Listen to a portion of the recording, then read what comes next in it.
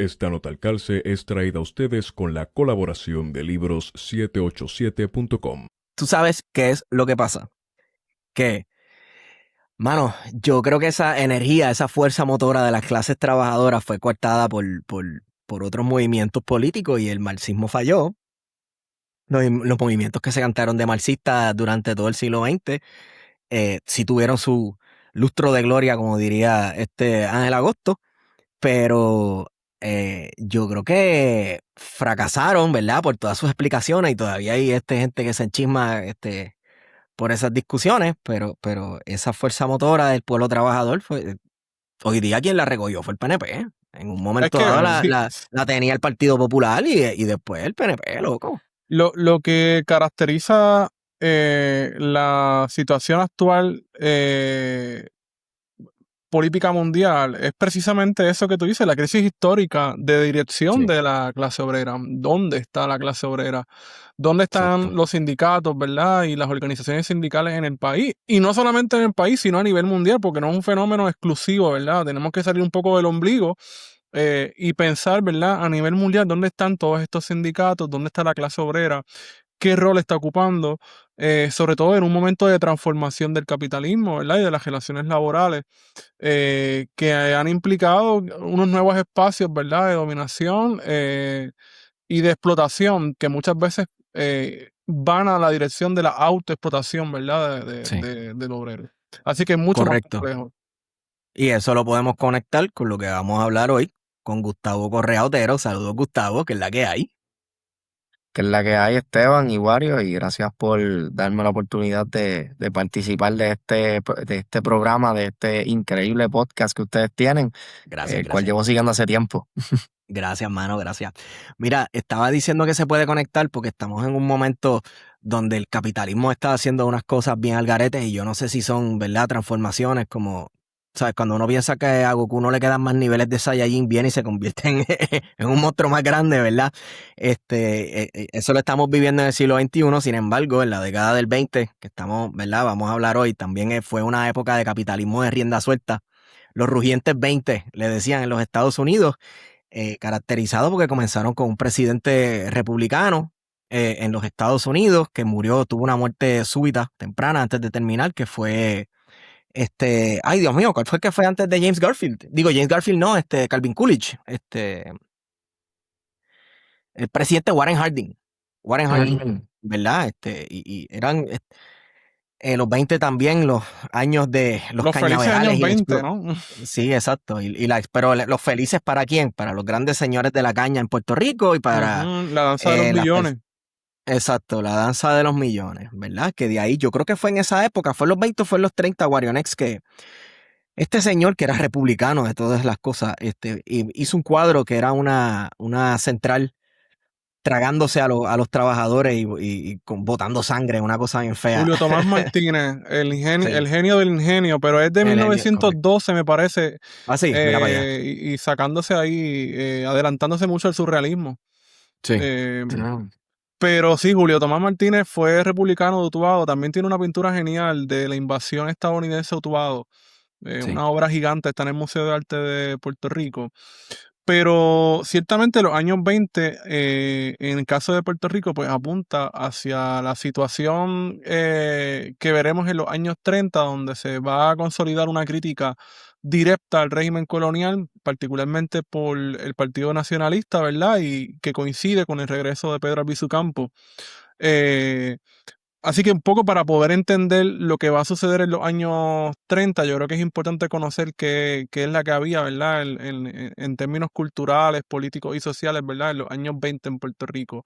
Y tú me mencionabas el asunto de la caña de azúcar, que dominó básicamente la economía puertorriqueña por lo menos las primeras 3 décadas del siglo americano en Puerto Rico, y que ciertamente vamos a ver que la esfera cultural, pues el tema de la caña, pues también fue bastante notable, tanto en la poesía, ¿verdad? Como en la literatura en general, y particularmente en los años 30 esto va a ser más evidente cuando se da aquella famosísima huelga, que fue posiblemente la huelga más importante que se ha dado en Puerto Rico, la huelga cañera, donde la literatura la recoge muy bien.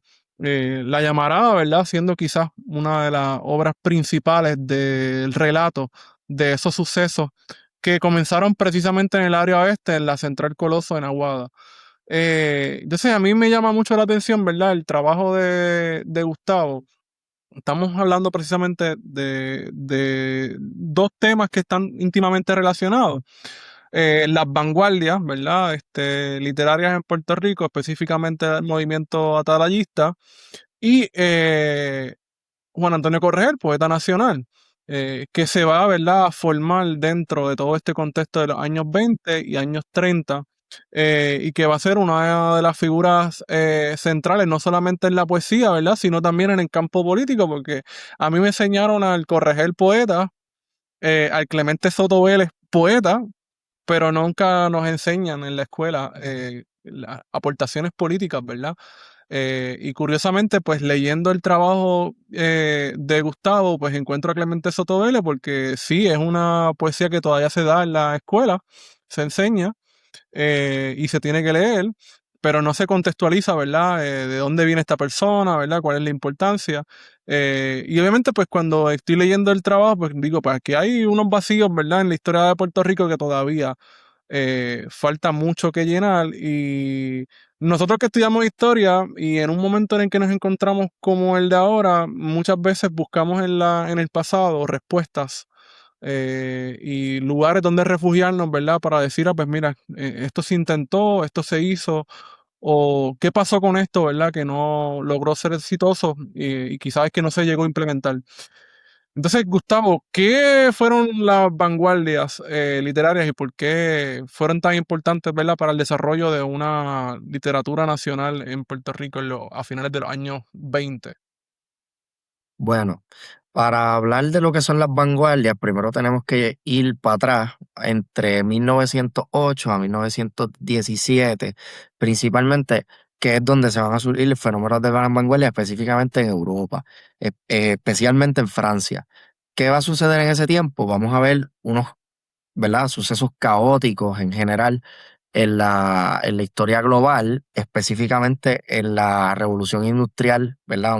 Una nueva etapa de la revolución industrial y principalmente la Primera Guerra Mundial, que van a llevar a que haya caos en Europa. Y cuando hay caos, hay tiempo para repensar las cosas. Y aquí es que surgen las llamadas vanguardias, en francés avant-garde o avant-garde, que van a ser movimientos literarios de jóvenes, ¿verdad? Literatos, ya sea poetas, músicos, pintores, artistas, en general, que lo que van a buscar es romper con la estética y con los principios literarios que regían en su momento en Europa primero, y luego cuando eso se esparce a Latinoamérica y en América en general, también vamos a ver que van a querer romper con la estética y el canon literario que había en ese momento en toda América. Eso lo podemos notar en caso de América, lo más que predominaban eran el romanticismo y el modernismo, que de hecho el modernismo es un movimiento autóctono que lo inicia Rubén Darío. Pero no es hasta que eso se va desarrollando con mayor amplitud en esos años que eventualmente va a llegar a Puerto Rico y van a surgir movimientos de vanguardia autóctonos que van a buscar romper con la literatura que se había establecido, el canon literario en Puerto Rico para establecer algo nuevo. Y aquí hay que hacer énfasis en que esa literatura puertorriqueña que está surgiendo, primero que es bien escasa, bien ínfima, y está muy ligada todavía a lo español. Y lo que para mí es interesante de estos grupos de vanguardia aquí en Puerto Rico, que van a ser, por ejemplo, el diepalismo, que es uno que viene de la combinación de del nombre de José de Diego Padró y de Luis Pález Matos, famoso por la poesía negroide, ¿verdad? Lo negrista o poesía negra, como le quieran llamar hoy en día. Es uno de esos, el euforismo, el noísmo y finalmente el atalaísmo, todos se van a caracterizar por ser fenómenos, van a ser famosos por ser movimientos literarios de gente joven que se crió en un nuevo ambiente, en un nuevo contexto, que es el contexto colonial bajo los Estados Unidos y criándose con Mencionaste todo algo eso. rapidito, Ujú, una nota rapidito. claro. Mencionaste que estaba bien influenciado por España.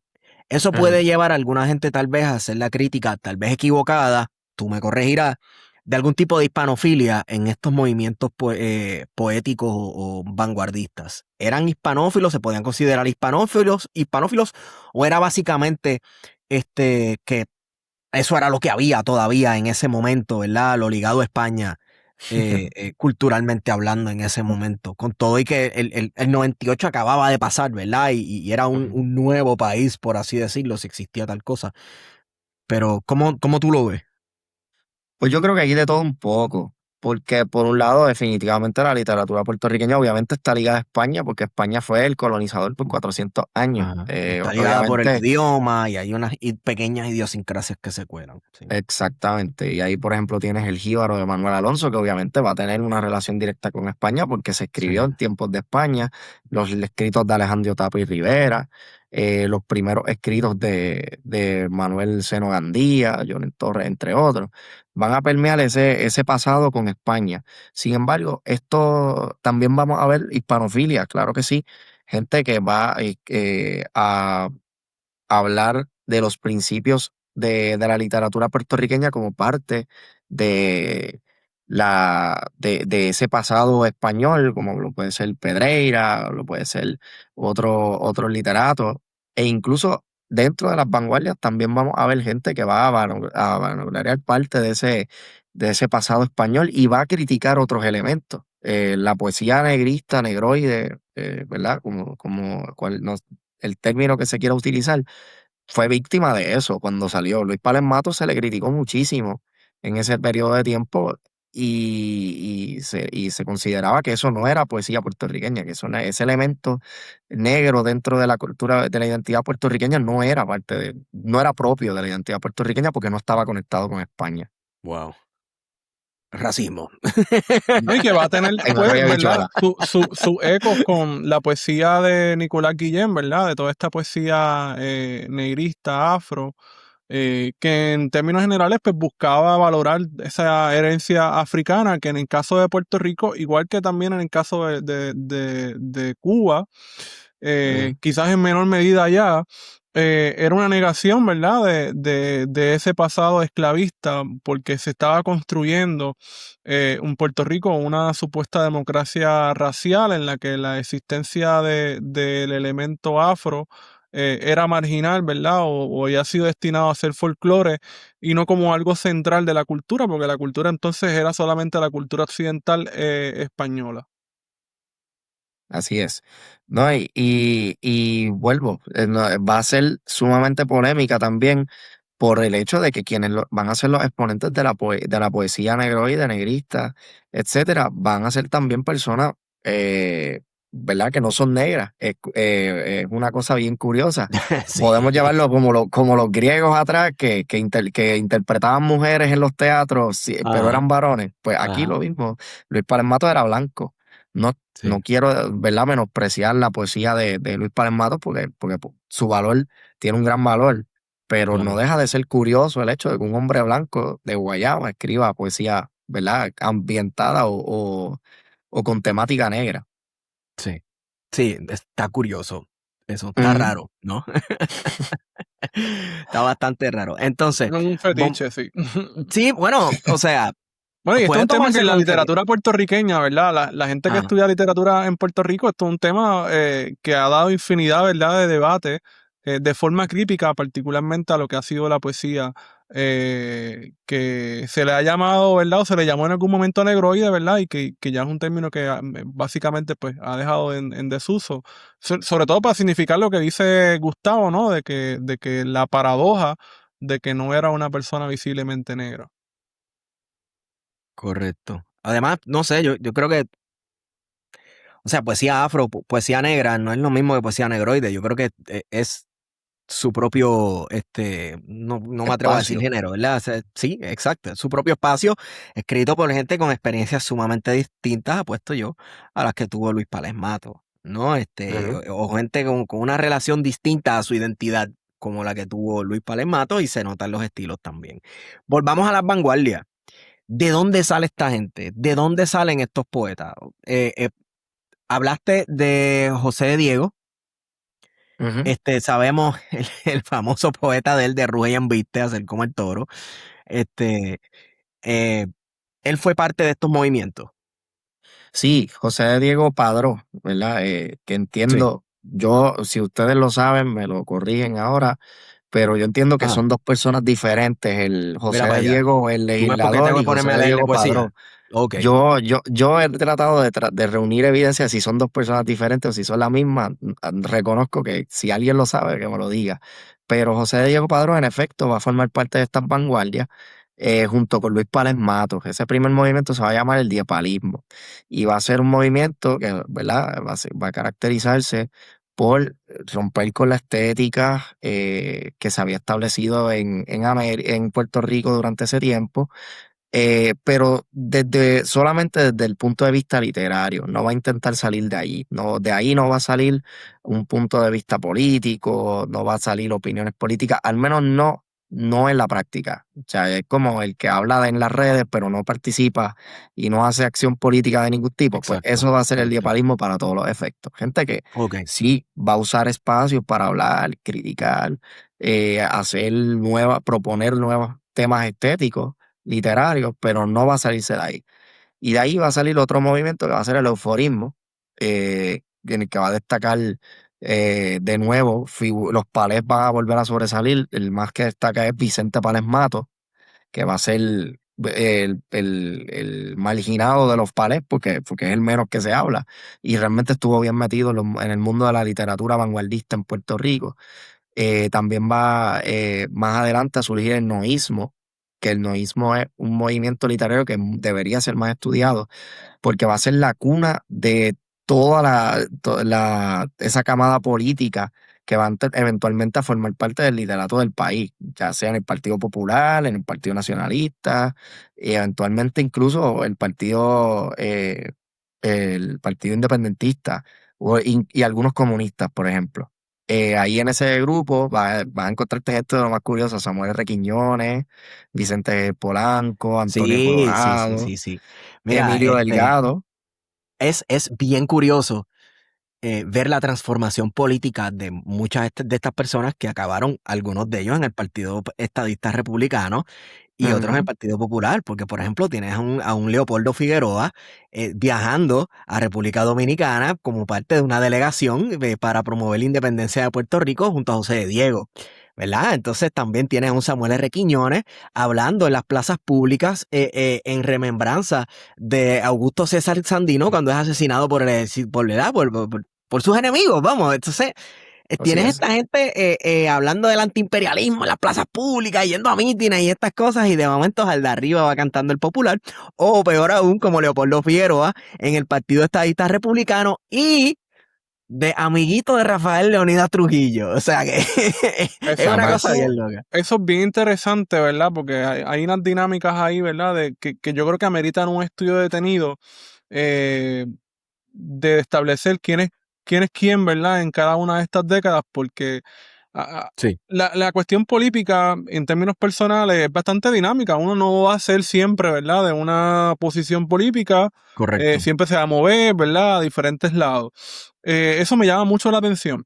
Otra cosa que me llama mucho la atención, ¿verdad? Y que es curioso porque llegamos a esta discusión de las vanguardias porque esto es el resultado de un artículo que se publicó en la revista Cuadernos de Investigación Histórica, que es una revista adscrita al Departamento de Historia de la Universidad de Puerto Rico en Río Piedra, que ha pasado, ¿verdad?, por diferentes etapas, ¿verdad? Y hay una nueva etapa que comenzó en el 2024, ¿verdad?, para volver a poner en funcionamiento la revista.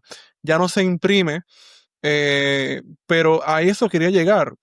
Estos movimientos de vanguardia, yo creo que entiendo yo que se caracterizaron principalmente por tener revistas, ¿verdad? Entonces había una cultura de revista en Puerto Rico, y yo creo que su momento mejor fue precisamente a finales de los años 20, los 30 y los 40.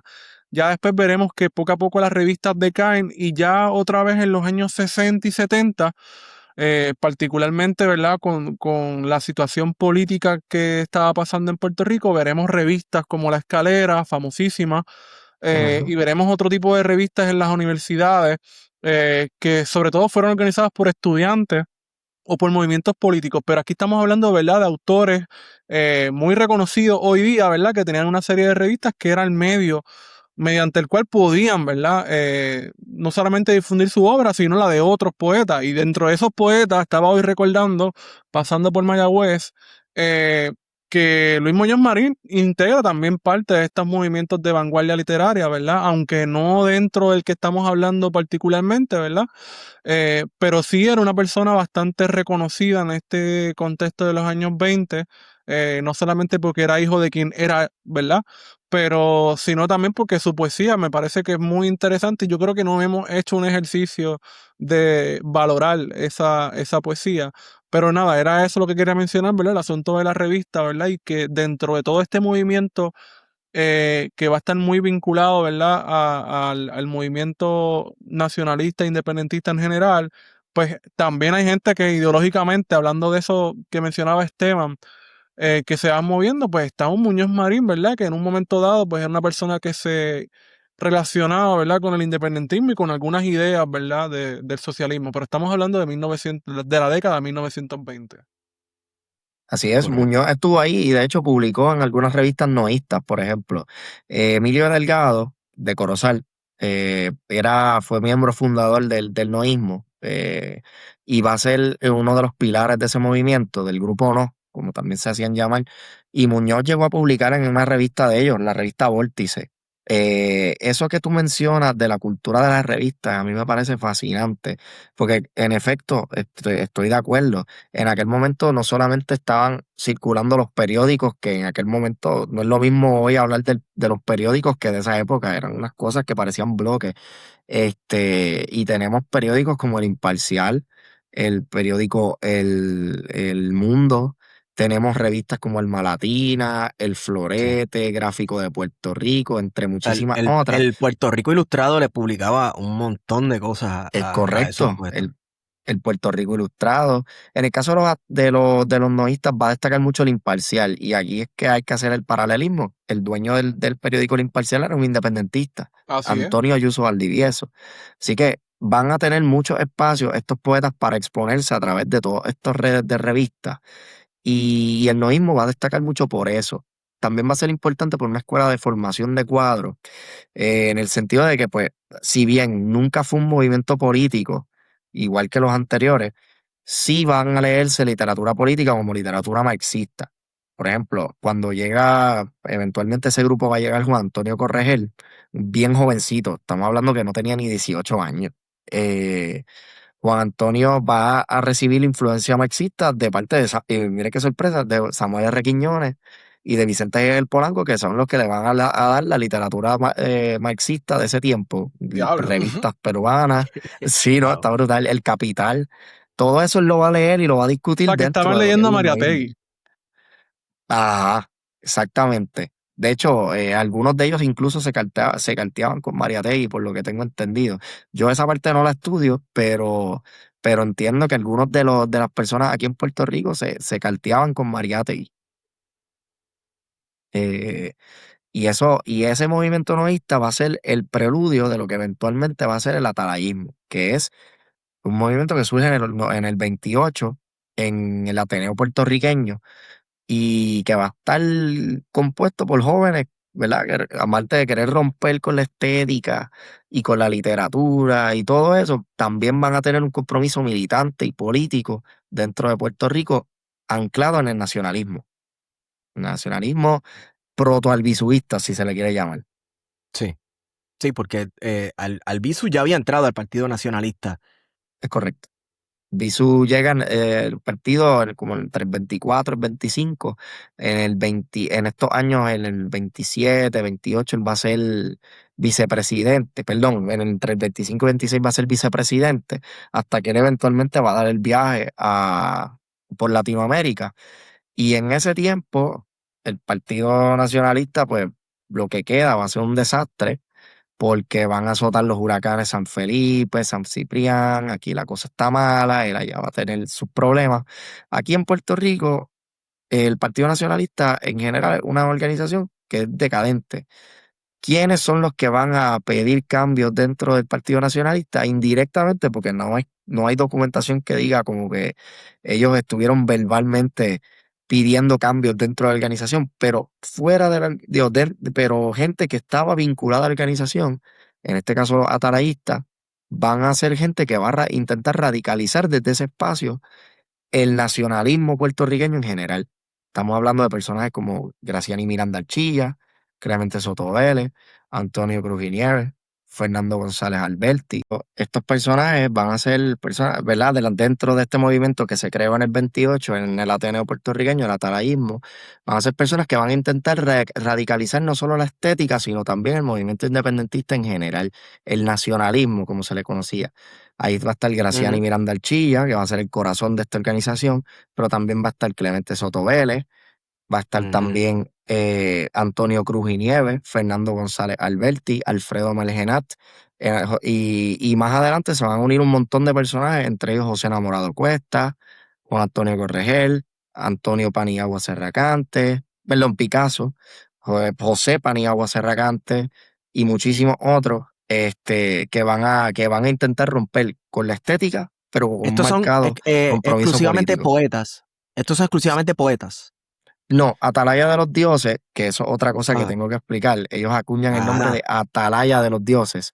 ¿Por qué? Porque Atalaya, para quienes no lo sepan, Atalaya es un punto de vigilancia alto. Es como si fuese una garita. Yo les tengo un ejemplo aquí de un libro que se escribió hace poco sobre el atalayismo. Esto es lo que se le conoce como una atalaya. Es un puesto de vigilancia militar. Entonces, de los dioses, porque para ellos siendo poetas, ellos son creadores. Y como ellos tienen la capacidad de crear, son dioses. Entonces, por de ahí viene el nombre Atalaya de los dioses.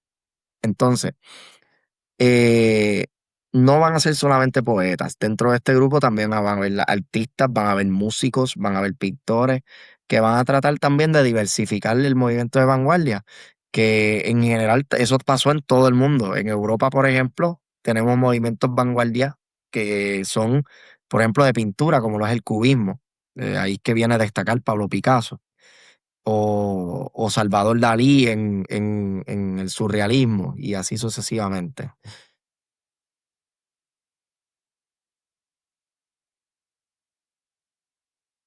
Esteban, perdóname, no te escucho. Los Mm, atalayistas tenían su medio, tenían su revista, su propia revista. Pues no tenían una revista propia, tenían varias, Ok. ¿verdad? Que no les pertenecían a ellos, pero que se les dejaba publicar. Ellos van a publicar mucho en El Imparcial, van a tener algunas publicaciones en El Mundo, van a tener revistas, digo, publicaciones sobre todo en Alma Latina, que era una revista venezolana, que un miembro de del movimiento talayista desde Venezuela va a tener acceso a ella y va a permitir que se publique ahí. Pero en general ellos van a publicar en muchísimos espacios y su Ya. literatura por eso es tan difícil de rastrear hoy en día, porque está esparcida por una gran diversidad de revistas y de Sí. periódicos de la época. Ok. Oye, y se restringió solamente, ¿verdad? Estas publicaciones. ¿Sabemos si había música vanguardista puertorriqueña en ese momento? Pues es algo que me ha dado curiosidad, ¿no? Sabemos que hubo sus variaciones en poesía, el tipo de literatura que se hacía, que propulsaron estos proyectos, estas ideas políticas en su momento, pero música para esta época, ¿se puede hablar de eso? ¿Hay algo de eso? Bueno, Graciani Miranda Archilla, en los escritos que él dejó, él se comprometió, él fue una de las personas que más se comprometió con mantener vivo esto de las vanguardias.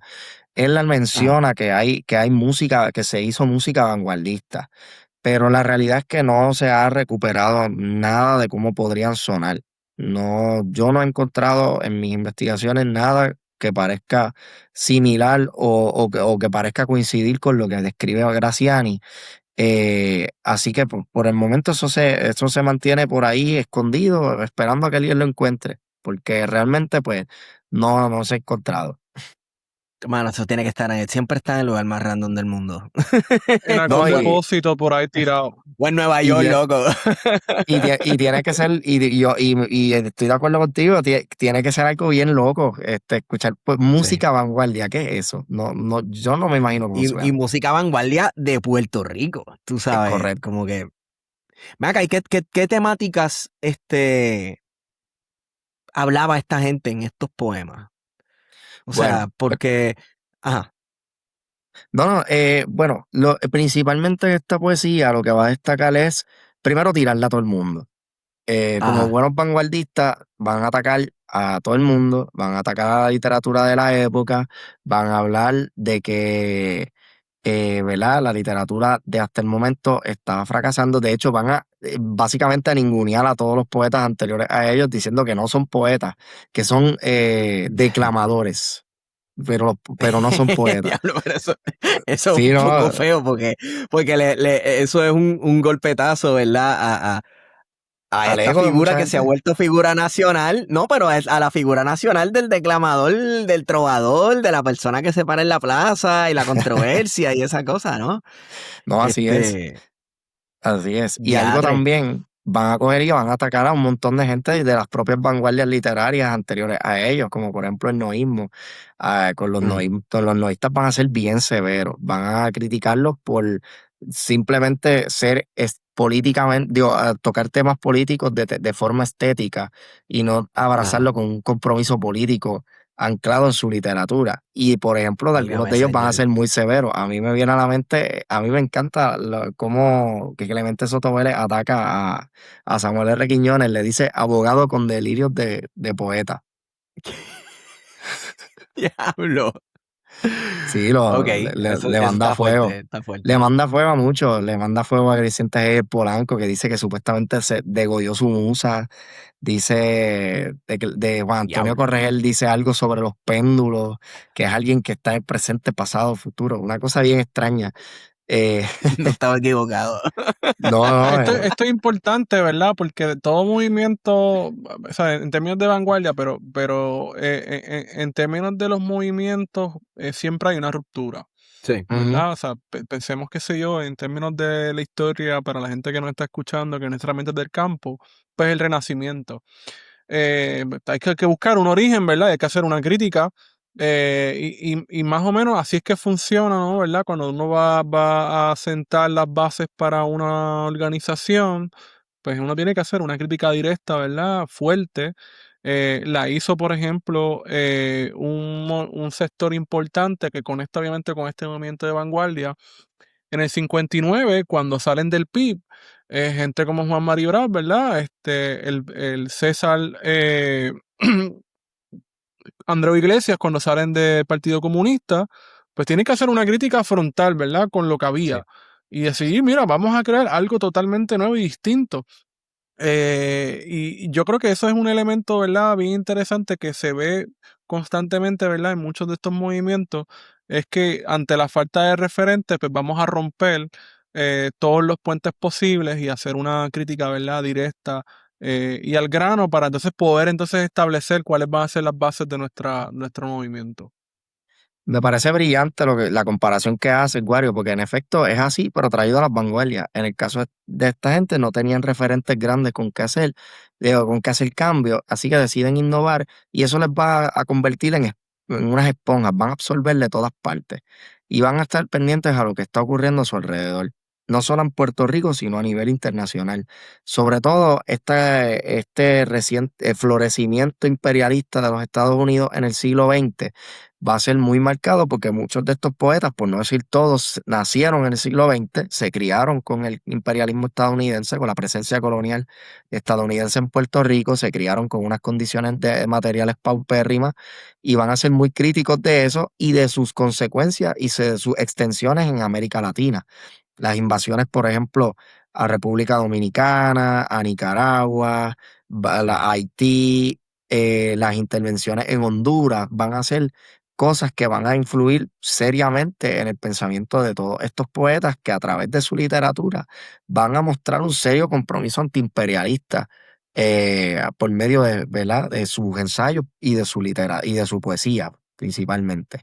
Pero también haciéndolo con algún compromiso, ¿verdad? Extraño con el socialismo, porque volvemos, esta gente están absorbiendo de dos partes. Para ellos, absorber de nacionalismo, socialismo, las vanguardias literarias, absorbieron de todo eso y hicieron, del elemento religioso.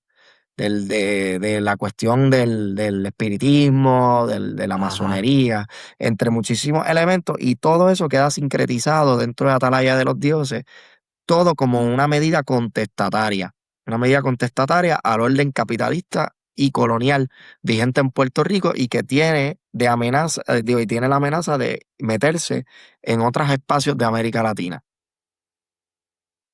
Ok, entonces, ¿cómo esta poesía y este movimiento contribuyó a ese proceso de radicalización que atravesó el Partido Nacionalista, ya entonces entrando a la década de los 30? Porque mencionaste algo ahí bien importante sobre cómo este elemento, esta gente, los atalayistas, absorbieron un poco de aquí, de allá y de allá por acullá, cosa que se refleja también en el Partido Nacionalista en su fase radical, ¿no? En su proceso Ujú. radical, tú ves que hay mucho del discurso que,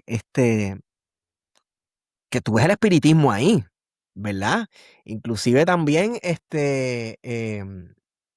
cuando se habla en la década del 30, cuando se habla de la raza, por ejemplo, y Ujú. la raza cósmica, y cómo era que se llamaba el mexicano que hablaba de la raza cósmica, ay, Dios mío, el que, bueno, anyway, se absorbió del, Vasconcelos o algo así, ¿no? exacto, José Vasconcelos, sí, Vasconcelos, sí, que estuvo en Puerto Rico en la época. muy amigo de Albizu. Él, sí, o sea, se absorbió un poco de todo. Claro, no, como mencionaste, no se puede separar lo que está pasando aquí con el resto de Latinoamérica y con las críticas al antiimperialismo, las críticas al imperialismo y las respuestas que se proponen a partir de. ¿En qué Así momento es. entonces o cómo podemos ver esa movilización radical, digo, el atalayismo en esa movilización radical en el Partido Nacionalista? O tal vez es algo que hay que meterle mano y estudiar más y ver esas conexiones. Bueno, de lo que yo he podido estudiar, antes de que Ajá. Albizu llegara, ya ellos habían mostrado cierto compromiso político y militante, no en acciones específicas, que ellos como grupo, por ejemplo, fueron muy críticos y estuvieron en manifestaciones en contra de la enseñanza en inglés. Aquí en Puerto Rico, ¿verdad? Para quien no lo sepa, la enseñanza primaria, secundaria en las escuelas era en inglés. Y el grupo Atalaya de los Dioses montó unas manifestaciones entre el 29 y 30 en contra de la enseñanza en inglés, que de hecho tuvieron respuesta. Recientemente me puse a investigar por curiosidad, para efectos de la entrevista. En el imparcial sale una respuesta del entonces gobernador Theodore Roosevelt Jr., que, que va a contestarle al grupo Atalaya respecto a sus críticas de la enseñanza en inglés. Vamos también a ver un compromiso militante ya cuando llega el BISU, específicamente en un acto particular que es en 1932, cuando la legislatura de ese momento decide convertir a la bandera de Puerto Rico en una bandera colonial, y Albizu y los suyos deciden tomar el Capitolio, ¿verdad? Subiendo las escaleras, que ahí es que muere Suárez Díaz, que se cae, Sí. que su muerte ha sido romantizada, como que cayó en batalla.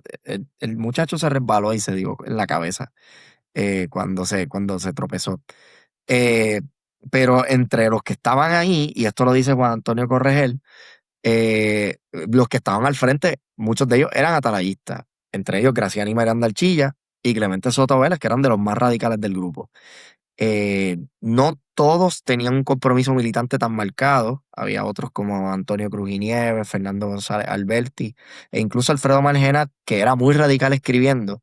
Ellos van a ver esta cuestión de su relación con el nacionalismo como una crítica estética, y cierta participación política, pero no muy comprometida. Sin embargo, otros como Clemente Soto Vélez, Corregel, Graciani Miranda Archilla van a estar muy comprometidos con ese movimiento nacionalista ya una vez llega el vicio en el 30, el 4 de enero. O sea, que este grupo, básicamente durante el 28, 29 y empezando el 30 van a ser los que van a preparar el terreno para que Albizu llegue y se convierta en el presidente. Eso muchas veces aquí se olvida.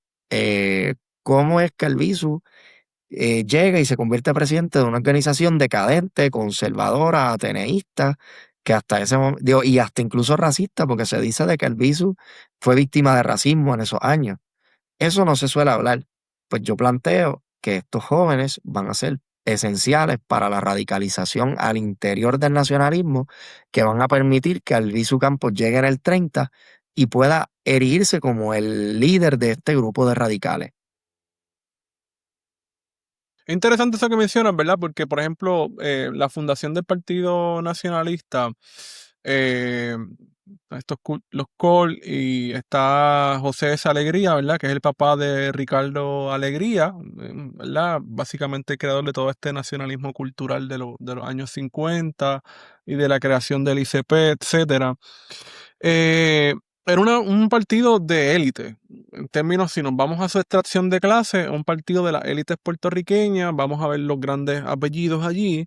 No es el caso de Albizu, ¿verdad? Que como bien señala, mulato de Ponce, que eventualmente recibe el apellido de Albizu. Mi recuerdo del trabajo de Maritza Rosado, de las llamas de la aurora, es que básicamente a Albizu lo exilian. Y el exilio de Albizu es vete por Latinoamérica a buscar el apoyo, porque hace unas críticas, ¿verdad? En un momento dado al interés del Partido Nacionalista, diciendo, oye, ustedes son un partido demasiado ateneísta. Es decir, son un partido que solamente se reúnen, ¿verdad? Para conmemorar estas grandes gestas del pasado, de un pasado reciente, vamos, también, ¿verdad? Porque el Ares había ocurrido en la segunda mitad del siglo pasado, ¿verdad? En 1868, que todavía era reciente, todavía estaba reciente en la memoria, en los años 20, la muerte de Betance. Así que eso por un lado, que lo envían entonces a Latinoamérica, que es un viaje que no puede terminar porque no había dinero. No logró reunirse, por ejemplo, con Irigoyen, presidente de Argentina, y estuvo, ¿verdad?, buscando y merodeando ver qué países en Latinoamérica podía recibir ese apoyo. Pero entonces es interesante que tú plantees, ¿verdad?, de que haya sido este movimiento de vanguardia realmente el que planteó al interior del movimiento nacionalista la necesidad de radicalizar, ¿verdad? Y entonces hay un partido nacionalista antes de Albizu y hay un partido nacionalista, ¿verdad?, post, ¿verdad?, con la llegada de Albizu, que es totalmente distinto. Porque primero hay una experiencia democrática, que es participar en esas elecciones donde Albizu prueba la tesis de que las elecciones son unas elecciones coloniales, ¿verdad? Y que es imposible que el movimiento nacionalista pues pueda lograr algo con la participación.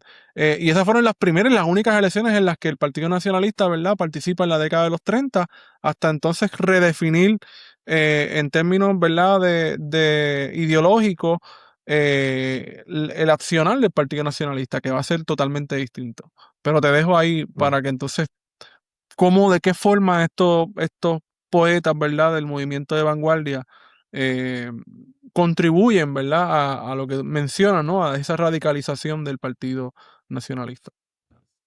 No, definitivamente. Eso que mencionas viene mucho a colación. Yo quería comentar algo también, y es que también visualmente ellos van a buscar también confrontar, desafiar. Y es que en esta época, por ejemplo, estas personas van a escribir y se van a autoproclamar con ciertos apodos.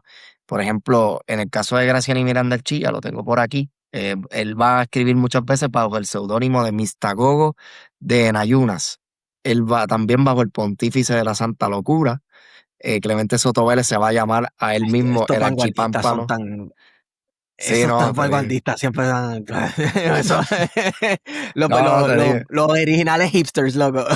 Básicamente, aquí también, por ejemplo, van a tener, Clemente Soto Vélez se va a llamar Archipámpano de Cintar. Alfredo Margenat directamente se va a llamar Mefistófeles. Antonio Cruz y Nieves, el barbero del diluvio. Y Fernando González Alberti se va a llamar a sí mismo Archibaldo Fontanero. Y es lo que tú dices, un hipster. Ropa bien extraña, bigotes en la época en donde quizás los bigotes todavía no estaban tan de moda, barbas, pelo largo. Esta gente van a tratar de confrontar desde lo estético también, desde la literatura y desde lo político, principalmente con lo que menciono, que es la crítica y las manifestaciones en contra de la enseñanza en el inglés, la crítica hacia el orden colonial y e imperial que estaba al que se venía acercando Estados Unidos básicamente en estos años, y la crítica a otros movimientos que no se estaban movilizando políticamente en ese tiempo, que se estaban quedando en lo estético. Dentro del atalayismo va a haber gente que está frustrada de la política puertorriqueña de ese momento y que van a rehusarse a participar, ¿verdad? Del orden estatal vigente en ese tiempo, cosa que más adelante van a tener en común con Albizu y con el nacionalismo albizudista. Ese desdén por el sistema de gobierno, por la participación en el gobierno. Y como dije, muchas de estas personas van a ser gente que estaba frustrada con el movimiento aquí. El ejemplo que más me viene a la mente es con Antonio Corregel. Con Antonio Corregel había formado parte, como les dije, del noísmo. Y cuando ocurre un intento de radicalización al interior del Partido Nacionalista, de la mano de un personaje que se ha estudiado recientemente y que todavía merece una más investigación, Jaime Nevares Sager, el partido, muchos de estos jóvenes se van a desilusionar, entre ellos Corregel, y Corregel va a terminar en Nueva York, en la Liga Antiimperialista de las Américas en Nueva York. Y allí va a estar preso, precisamente tratando de conseguir armas para el movimiento nicaragüense. Y cuando él vuelve a Puerto Rico, entra en este nuevo grupo de vanguardia y va a presenciar, ¿verdad? Un nuevo proceso de radicalización, un nuevo intento de radicalización que va a terminar teniendo éxito con la llegada de Albizu. Ya el grupo estaba radicalizado y reciben a Albizu como quien dice, este es el que va a ser nuestro líder. No es más radical que nosotros, no está tan loquito como nosotros, si queremos decirlo entre comillas, pero es un tipo que se proyecta como un radical, que quiere cambiar las cosas aquí, y eso nos basta. Y por eso muchos de ellos, cuando llega al viso en el 30, uno, lo van a recibir en los puertos, como por ejemplo los hermanos Serracante y Fernando Sierra Valdecía, y cuando llegue el momento de ser nombrado presidente, van a ser los que van a estar al lado de él, dando mítines, dando discursos, entre otras cosas. En otras palabras, este grupo va a ser el que va a escribir sobre la radicalización y el que va a dar los primeros pasos del comportamiento que después va a caracterizar al nacionalismo albizudista, antes incluso de que llegara el viso. Ok, entonces esto es importante porque la gente le adjudica el arrojo y el radicalismo que ha caracterizado al nacionalismo y es lo que se nos cuenta, ¿verdad? Del nacionalismo como movimiento distinto y radical a las otras vertientes del independentismo puertorriqueño. Se pone al viso como el catalítico de eso y como quien trajo ese estilo, básicamente, a la política puertorriqueña y al nacionalismo puertorriqueño, cuando entonces estamos viendo que no, ¿No? como hubo unos precedentes y también, como en muchos casos de otros políticos también, ellos él se rodeó de gente que era No, por supuesto. quizás igual o más caliente que él y él tuvo que, pues tú sabes, como que pues vamos a ajustar aquí. Este es el idioma que vamos a hablar, pues así es que vamos por encima. No, por supuesto. Y en el caso de Albizu, a Albizu también le tocó un proceso, hasta a mi opinión, de radicalización en ese viaje a Latinoamérica. El pasar por todas esas etapas, Sí. ir a Cuba, a Dominicana, a Haití, a México, aunque estuvo poco tiempo, Venezuela, Perú, va también a repercutir en su pensamiento y en su radicalización eventual. No son la misma persona el Albizu que sale de Puerto Rico en el 27 que el Albizu que llega en el 1930. Y eso es él afuera, mientras aquí hay unos sectores que se están radicalizando, como por ejemplo el atalayismo. El atalayismo va a ser directamente, muchas veces se va a ser asociada como la vanguardia nacionalista. Son el grupo de los jóvenes nacionalistas que están en el Partido Nacionalista, pero que desde un esfuerzo externo, porque ¿verdad? Atalaya de los Dioses no estaba vinculado literalmente al Partido Nacionalista, Claro. pero desde afuera van a intentar impulsar un ambiente de radicalización que va a tener el efecto dentro de la organización. Y eso a mí me parece muy importante de resaltar, aunque hay que también decir de que van a tener, ¿verdad?, sus diferencias con el Partido Nacionalista y incluso cuando llega el visu, como por ejemplo ese sincretismo religioso del que yo estaba hablando ahorita. Albizu, como católico que era, va a tener cierta, ¿verdad? Aunque va a respetar las creencias religiosas de todo el mundo que estaba en el Partido Nacionalista, evidentemente va a tener choques con ciertas cosas. Y esa manera tan anárquica de ver la vida del atalayismo va a ser algo con lo que él va a tener ciertas discusiones e incluso, anécdota curiosa, en algún momento Graciani Miranda Archilla va a hablar de un congreso de ateos que en el 30. Y obviamente Albizu Diablo. y otras personas van a decir como, anda por carajo. Nacariles del Oriente. Ah, o sea, como que creo que era eso. Yo no encontré de que en efecto se haya llevado a cabo ese congreso de ateos, pero con la idea de pensarlo, ya el Graciano Miranda Archilla decía, esto fue un despelote. Aquí esto le levantó la ceja a un montón de gente. Y ahí, por esa línea, podemos hablar de las diferencias, de otras diferencias dentro de esos dos grupos. Dentro del atalayismo como tal y el Partido Y el pa- Nacionalista en propiedad. Es correcto. Por ejemplo, de hace un rato yo había Ajá, mencionado que no todos los nacionalistas, no todos los atalayistas estaban tan comprometidos como los fundadores.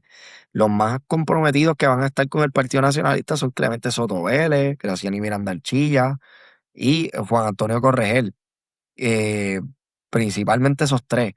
Por el ladito, Julia de Burgos, que siempre va a tener un compromiso político, que de hecho se me olvidó mencionarlo, el atalayismo, a diferencia de los movimientos vanguardistas anteriores, va a incluir mujeres poetas, entre ellas Julia de Burgos, una de las más destacadas poetas de nuestro país. Eh, nice. y algo, esa diferencia de compromisos va a ser importante para distinguir, porque no va a dejar de ser un movimiento literario. Sí, con un compromiso político, criticando el sistema y todo, pero no todos queremos ir a la línea de piquete, no todos queremos ir a pelear, que eso también es una diferencia palpable. Otra es lo que les mencioné del sincretismo religioso, donde va a incluir elementos del espiritismo y de la masonería, todo como parte de incluir elementos que sirvan de elementos de resistencia contra lo establecido. Porque recordemos que el espiritismo en el siglo XIX surge con la intención de ser una religión alternativa al catolicismo español. O sea, que todo Correcto. esto va a ser un elemento de Y resistencia. científica, es un Y cientificismo científica. también, ¿no? Es una rebelión contra lo que se percibe que es como oscurantismo. Entonces Ujú. aquí viene esta persona, la Kardec, a explicarte de manera científica que en efecto existe otro mundo en el que hay espíritu y está en contacto constante con este que Interesantemente, hay. ¿verdad? Que lo hablamos en algún momento con Llorel Meléndez y Sí. también algo que hay bastante publicación y aquí en Cabo Rojo, por ejemplo, mañana hay una reunión del bicentenario de Ramón Emeterio Betance. ¿Sabes dónde va a ser la reunión? Mm. ¿Dónde? En el Centro En la Espiritista logia. Amor al Bien. Ah, sí, y no en la logia. Ay, Entonces, Dios nos hemos mío. estado reuniendo en ese espacio porque el espiritismo en el área oeste, que tiene una larga tradición, ¿verdad? Y que ha sido estudiado, pero yo no creo que en tanta profundidad, siempre sus locales sirvieron de espacios de reunión para anarquistas, por ejemplo, ¿verdad? Y para el Sí, Ujú. independentismo comunista, que es curioso, ¿verdad? Sobre todo partiendo de la cuestión materialista y cómo podían armonizar esa visión materialista de la realidad con el espiritismo. Pero eso está ahí, ¿verdad? Esas son las contradicciones de las que hemos estado hablando, ¿verdad? De esta sí, cuestión dinámica que había y que existe todavía, que apunta, ¿verdad? A una importancia de un espacio donde no dejan de ser espacios cultos porque hay mucho estudio envuelto dentro del espiritismo científico. Las reuniones sí, de los espiritistas científicos en Puerto Rico todavía hoy son para leer y son para estudiar. Eh, correcto. en un mundo donde las prácticas lectoras, particularmente en Puerto Rico, pues cada vez son menores, ¿verdad? Aunque hay un resurgir quizás en la generación más treintosa ahora de los clubs, de los boot clubs y demás, pero esto es algo que todavía los boomers lo siguen haciendo, ¿verdad? En estos Sí, lugares. sí. Y es algo que, como dice Gustavo, ¿verdad? Pues, y como dice Esteban, ¿verdad? Pues hay una mezcla. Uno puede hacer una cosa y la otra a la vez, sin ningún tipo de problema. Sí. Yo creo que también tiene que ver con que en Puerto Rico Mano, uno se pone a leer las revistas de la época y los periódicos y aquí se estaban dando una serie de discusiones políticas sobre qué se era y a dónde se iba y las alternativas bien variadas. Y entonces yo creo que habían unas corrientes políticas que no encontraban cauce y quizás estas generaciones, ¿verdad? De estas vanguardias trataron de ver alternativas y mezclaron todo a ver qué vamos a hacer con todo esto, ¿no? Y de ahí se dieron tal vez melcochas como un Francisco Matos Paoli que era nacionalista, un tipo que adoraba al Bisu, que era un católico de 7 pares de cojones, pero Francisco Matos Paoli era, pero espiritista hasta el tuétano, Y tú ahora que sabes, mencionaste a y, ajá, Francisco Matos Paoli, perdona que te interrumpa, sí, Francisco mete Matos mano. Paoli también se va a vincular con el atalayismo, aunque no formalmente porque era mucho más joven, ¿verdad? Y no estaba en la edad para estar Sí. en esos grupos, pero él más adelante va a escribir sobre el atalayismo. Hay muchos artículos de Francisco Matos Paoli hablando sobre el movimiento atalayista, porque él tuvo muy buena amistad con muchos de ellos. Y yo, mi humilde parecer, yo creo que él empatizaba con mucho de lo que fue ese movimiento. Sí, yo me imagino que sí. Me imagino que sí, mano. Francisco Matos Paoli es una figura política tan interesante en este país que es otro más, porque a corregir te hablan de él y uno piensa en el viejito poeta con la boina. Francisco Matos Paoli te hablan de él y uno piensa del gordito poeta que era un loquito y estas cosas. Y esta gente, ¿sabes? Tenían unas discusiones políticas brutales, o sea, hicieron unas Ujú. aportaciones al pensamiento político de este país en un momento de su historia que, ¿sabes? De valor incalculable, que claro, pues eh, eh, eh, por alguna razón no es como que conocimiento común. O Yo, sea, yo, como... Pues Ajá. zumba, Gustavo. no, yo lo que iba a decir rapidito era de que eso que mencionas para mí es muy cierto. Y eso tiene que ver con la domesticación de las figuras poéticas. La Sí, mayoría, sobre todo a principios de siglo, ese fenómeno ha cambiado mucho ahora, porque la mayoría de políticos son abogados o han estudiado en la universidad grados, ¿verdad? De ese estilo. En aquella época, la mayoría de políticos, aunque estuvieran educados en leyes y cosas, también tenían una dosis de poesía, literatura muy sí, marcada. Y vamos a ver sí, mucho de eso, como mencionaste anteriormente, por ejemplo, Muñoz Marín. Muñoz Marín no tiene un grado universitario, era un bohemio en toda regla. Y sí. un tipo que escribió literatura, que escribió poesía, entre muchísimas Qué cosas. lindo sonó eso Y para no así, decir que es un borracho. y que dicen que se metía opio, ya tú sabes. Sí, Este, no lo dicen que lo hacía, bueno, Albizu era como, tú sabes, jangueaba en el Bidi, así es, pero no solamente los jueves, de lunes a viernes. No, el viso no es así Muñoz, es. Muñoz. Cuidado. Muñoz, ¿verdad? Cuidado, Sí, no, espérate, es Que Muñoz. importante Albizu aclarar tenía Continúa, que continúa problemas con serios Isa. con la cuestión de la bebida y de la gente que le gustaba meterse Sí, droga. es verdad. así Quise es, así decir, es. Luis Muñoz Marín, mis disculpas, no me caigan encima. Pero, sí, mano, te voy a decir algo. Era bien común que todos estos, aunque fueran abogaduchos, tienes razón, tuvieran un lado artístico y se nutrieran Por ejemplo, mira, en el Ateneo, para la década, bueno, del 1910 al 20, habían jangueos, era como un tipo de martes de galería que hacían en el Ateneo. Entonces, gente declamaba, daban conciertos de piano y se daban sus humas y se daban sus arteras y se iban a las 11 12 de la noche, todo el mundo para sus casas o a seguir el jangueo en otro lado. Pero entonces, el Ateneo era un sitio de jangueo para estudiantes universitarios. Así es. De hecho, Pues muchos eso te de dice estos, algo un poco de... Ajá, no, no, que muchos de estos eran precisamente eso, estudiantes universitarios, que iban eventualmente a terminar sus grados en leyes y cosas, pero mientras tanto se sí, dedicaban a tertuliar ahí en el Ateneo, en lo que tú dices, un sí, jangueo. sí. Sí, mano, no ¿Cómo, sé. verdad? Yo Dale. quisiera, ¿verdad? Porque ya hemos hablado un poco en términos generales de lo que es el atalayismo. Quisiera entonces que pudiésemos hablar también de Corregel, más en específico, ¿verdad? Porque vamos a ver como decía Esteban, de estas evoluciones políticas de diferentes líderes a lo largo del siglo XX. Pues también hay una evolución, ¿verdad? En términos políticas de Juan Antonio Corregel. Ya no tanto el poeta, sino el político o el poeta comprometido, ¿verdad? Porque como bien señalaste, no todo el mundo está dispuesto a mojarse.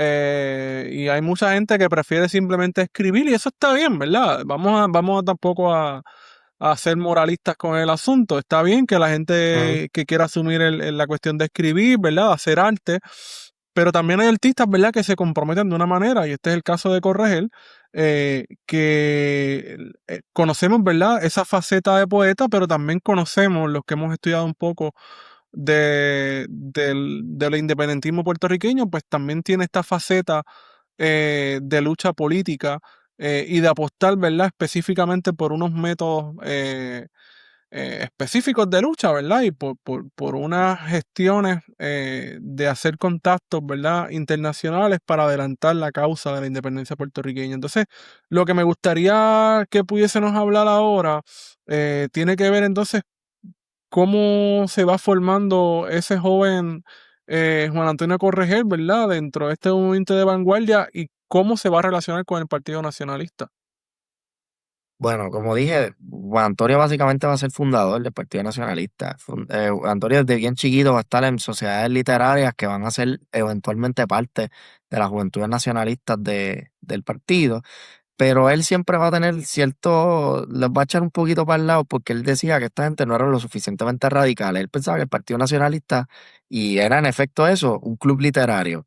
Entonces, cuando vieron la primera oportunidad de radicalizarse, que es con la llegada de Jaime Nevares Sager, que hace la Liga Antiimperialista de las Américas aquí en Puerto Rico, el capítulo de esa organización aquí, él y sus compañeros, ¿verdad? Samuel R. Quiñones, Vicente Polanco, entre muchos otros, van a querer usar esa oportunidad para radicalizar el Partido Nacionalista desde adentro. Sin embargo, el liderato se va a dar cuenta y los va a echar para un lado y Corregel, particularmente, no va a ver eso con buenos ojos y va a tomar la decisión de irse a Nueva York. Y él va a irse a Nueva York y se va a integrar curiosamente a la Liga Antiimperialista de las Américas. No hay evidencia de esto, pero mi teoría es de que él llegó con carta de recomendación de algún político de aquí de Puerto Rico, como Vicente Polanco o Samuel R. Quiñones, para integrarse allá y hacer trabajo político con esa organización, específicamente para conseguir dinero para pagar armas al ejército de Sandino en Nicaragua. Ahí él va a estar hasta preso. Y cuando vuelve a Puerto Rico, en el 28, el 29, él se integra con Atalaya de los Dioses y él va a aportar unos conocimientos que él desarrolló en todo ese tiempo, ¿verdad? Como militante de las vanguardias. Y es, sobre todo, el neocriollismo, que va a ser un movimiento literario fundamentado en las ideas de, por ejemplo, Luis Llorens Torres y de otros poetas como Evaristo Rivera Chevremont, esa idea de la estética criolla, construir la idea del criollo puertorriqueño. Correal va a tener mucho que ver en eso y también le va a dar una dosis de sus conocimientos del socialismo que todavía estaban un poquito verdes para ese tiempo, pero que los va a implementar y los va a traer al movimiento Atalaya de los Dioses, de la mano de varios poemas que ya estaban circulando para ese tiempo, como por ejemplo el más famoso, que es Canción Multitudinaria, que es básicamente una oda a la Revolución Rusa y exhortando a que en Puerto Rico y en América Latina ocurra lo mismo. O sea, decimos, mira, los rusos hicieron una revolución, nosotros ¿para cuándo la vamos a hacer? Eso todo está bien presente en Corregel en el 29. Y ya cuando él conoce al Bisu, él dice, este es el tipo que va a hacer la revolución. Este es el que va a traer la revolución aquí a Puerto Rico y el que va a traer la independencia. Tal vez no una independencia socialista, pero una independencia, que es el primer paso para poder llegar a eso, según Correa. Sí, porque había un furor, por lo menos en los 20 y bien entrado a los 20, lo que reinaba era un furor antiimperialista más que cualquier otra cosa, ¿no? Más que hablar de, por lo menos en Puerto Rico y en Latinoamérica, con la misma lucha de Sandino, es ejemplo de eso. Había un furor antiimperialista que todo el mundo se contagió con eso. Y es interesante, ¿verdad? Porque los años 20 viene todavía un poco arrastrando lo que era la política del Gran Garrote y el Colonel Roosevelt, sí, pero que en los años 30, correcto, con la Gran Depresión, vamos a ver una reformulación de toda esta política que obviamente se adscribe, sí, en términos generales a la doctrina Monroe, que va a ser la política del buen vecino, que de buen vecino no tenía un carajo. No, por supuesto. Porque este es el momento en el que se consolida también en Dominicana el régimen de Trujillo. Sí. No, sí, así es. Ajá. No, no iba a decir nada. No, que hablando de Trujillo y República Dominicana, me acuerdo, estaba buscando el autor de ese artículo, pero no lo encuentro. Sobre un momento incómodo que pasó Pedro Albizu Campos en República Dominicana, precisamente en esa visita que él hizo. Él recorrió todo el país y la gente estaba loca con él porque él dando sus discursos de antiimperialismo. Un joven Joaquín Balaguer lo vio y dijo, Dios mío, este hombre es, tú sabes, electrificante. Y eh, en medio del tour en República Dominicana se anunció la ejecución inminente de los dos anarquistas italianos que eran, déjame ver cuál es que yo soy tan malo con los nombres, Dios mío. Eran dos anarquistas italianos que iban a ejecutar en los Estados Unidos. Y claro, en sus años de formación política, bueno, pues, su formación universitaria, Albizu se pasó mucho con italianos y se pasó mucho con irlandeses, además del vínculo del catolicismo de Albizu, pues le generaba simpatías y estando en República Dominicana, Albizu comenzó a hablar en defensa de estos dos anarquistas. Obviamente, la clase política dominicana está también muy encendida con el furor antiimperialista porque recientemente habían sido invadidos por los Estados Unidos. Pero cuando Albizu comenzó a defender a dos anarquistas en las plazas públicas de República Dominicana diciendo que no lo ejecuten, que eso no es así, que qué sé yo qué, la despedida no fue tan cálida como la bienvenida. Escribe este autor dominicano, Dios mío, que todavía estoy buscando el nombre aquí. Que yo creo que eso contribuyó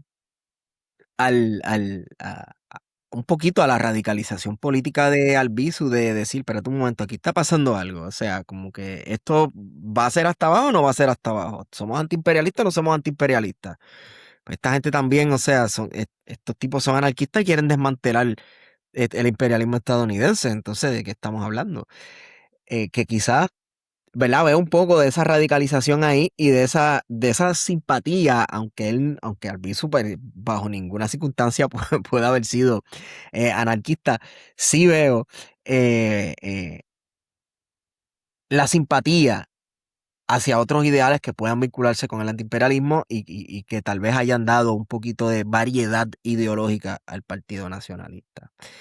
Entonces, ajá, No, y abundando en eso que tú mencionas, dentro del Partido ajá, Nacionalista, como tú bien mencionas, había de todo. Y él se encargó de tolerar eso. De hecho, el propio Clemente Soto Vélez tuvo que buscó reclutar espiritistas en Cagua cuando Albizu le encomienda ir preparando el terreno para lo que va a ser los cadetes de la República. O sea, que el Partido sí, Nacionalista va a ser un partido muy diverso en ideología, a pesar de que se ha querido decirle que era un partido anticomunista.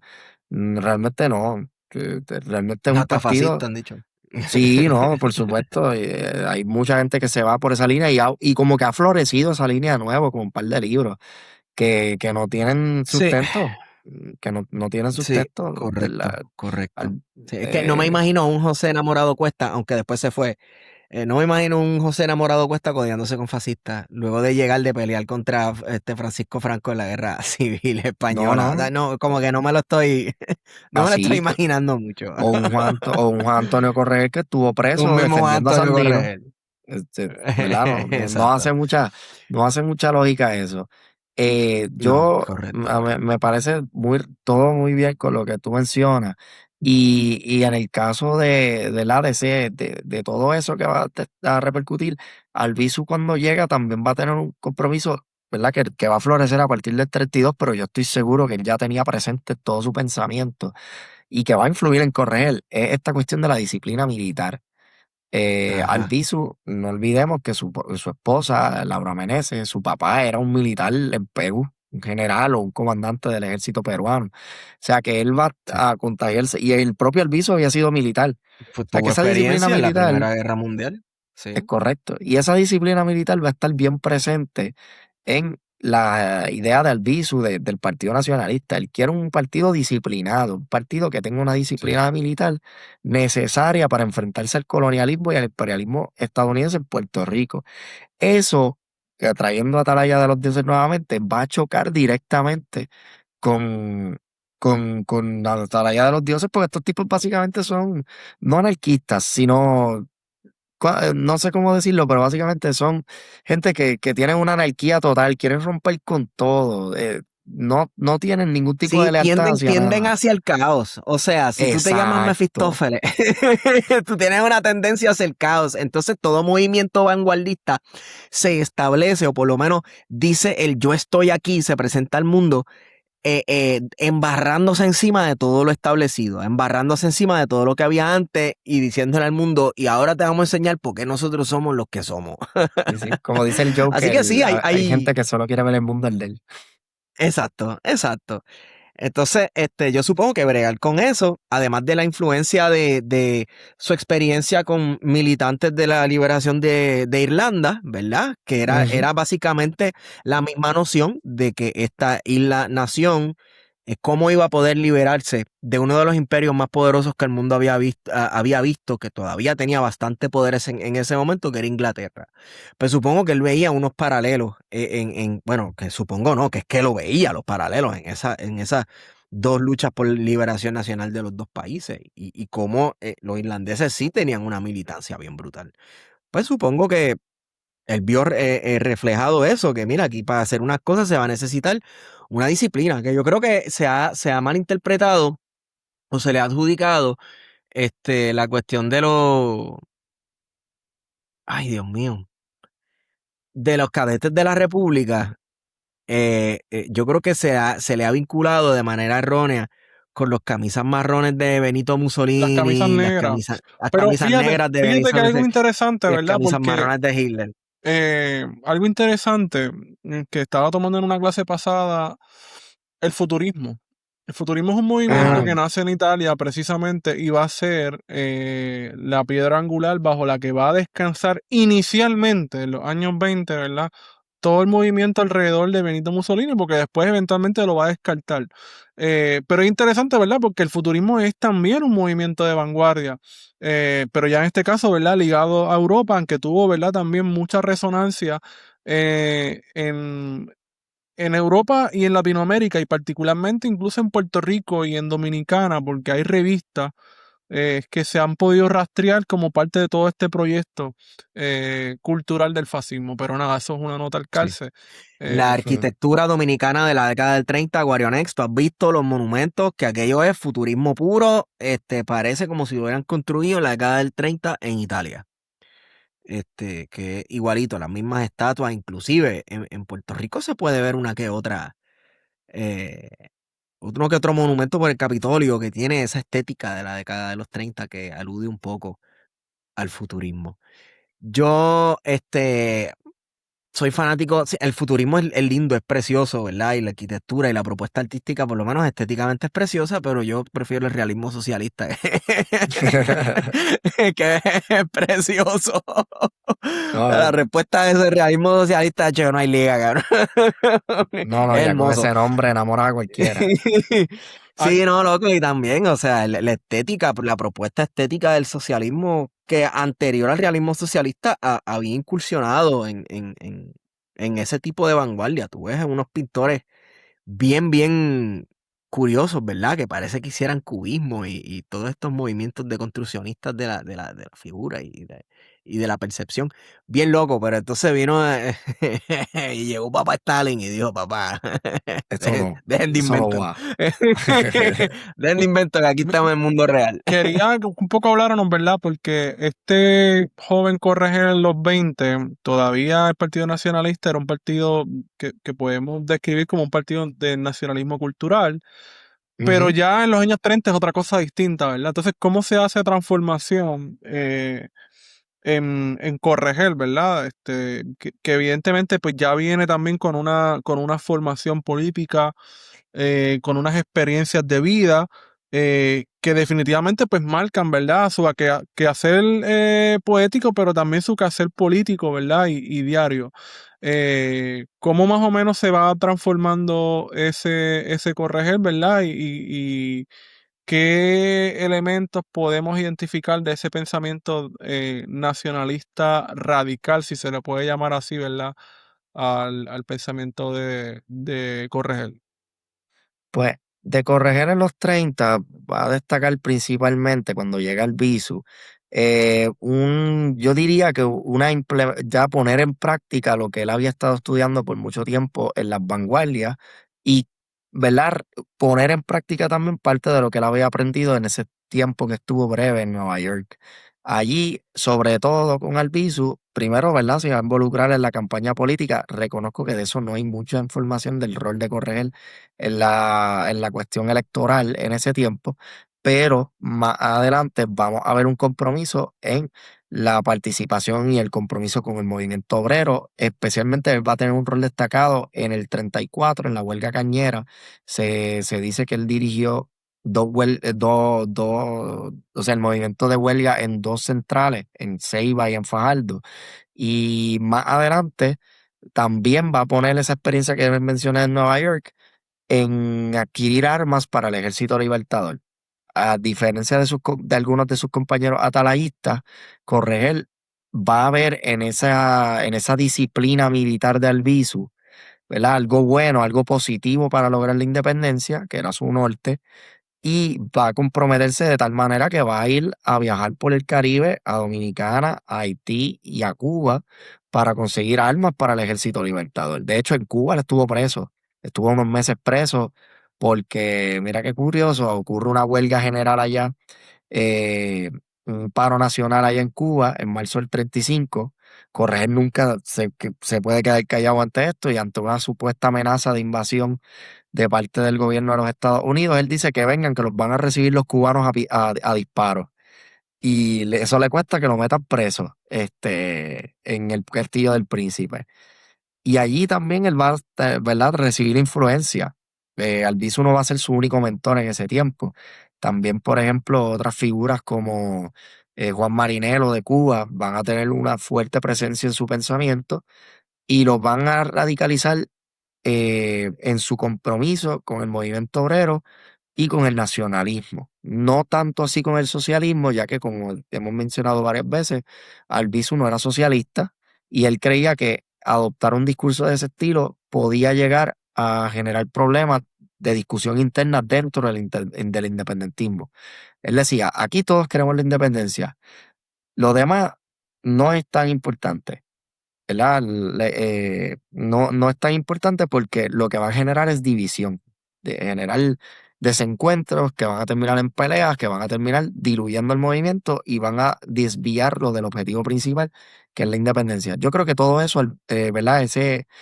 Todo ese pragmatismo albisuista, Correa lo va a absorber también y va a ser bien característico de los 30.